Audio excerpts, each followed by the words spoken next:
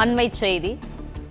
மதுரையில் தவிக நிர்வாகி திருமண விழாவில் மணமேடையில் மணப்பெண் மயங்கி விழுந்ததால் பரபரப்பு ஏற்பட்டுள்ளது.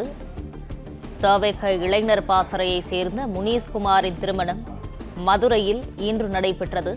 இது குறித்தான மேலும் விவரங்களோடு இணைந்திருக்கிறார் செய்தியாளர் ராஜ்குமார். விவரங்கள்.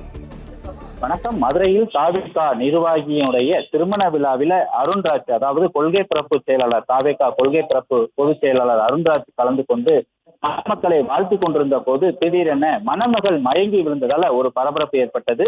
மதுரை அருள்தாசுபுரம் பகுதியில் உள்ள தனியார் திருமண மண்டபத்துல தவிக இளைஞர் பாசறையை சேர்ந்த முனீஷ்குமார், சுபஸ்ரீ இவருடைய திருமணம் பெற்றோர்களால் நிச்சயிக்கப்பட்டு இன்று திருமணம் கோலாகலமாக நடைபெற்றது. இதில் சிறப்பு விருந்தினராக தவிக கொள்கை பரப்பு பொதுச் செயலாளர் அருண்ராஜ் ஐயாஸ் அவர்கள் சிறப்பு விருந்தினராக கலந்து கொள்ள வருகை தந்தார். அவர் வருகை தந்ததையொட்டி சண்டை மேளம் மற்றும் ட்ரம்ஸ் என மேலதாளங்கள் முழங்க அவரை வரவேற்று வந்தனர். அவர் மணமகள் மேடைக்கு வந்து மணமகனை அவர் வாழ்த்தியதோடு அவர் பூங்கொத்தை கொடுத்து அவர் கொடுத்து கொண்டிருந்த போதே மணமகள் திடீரென மணமேடையில் மயங்கி விழுந்தால் இதனால ஒருவித பரபரப்பு ஏற்பட்டிருந்தது.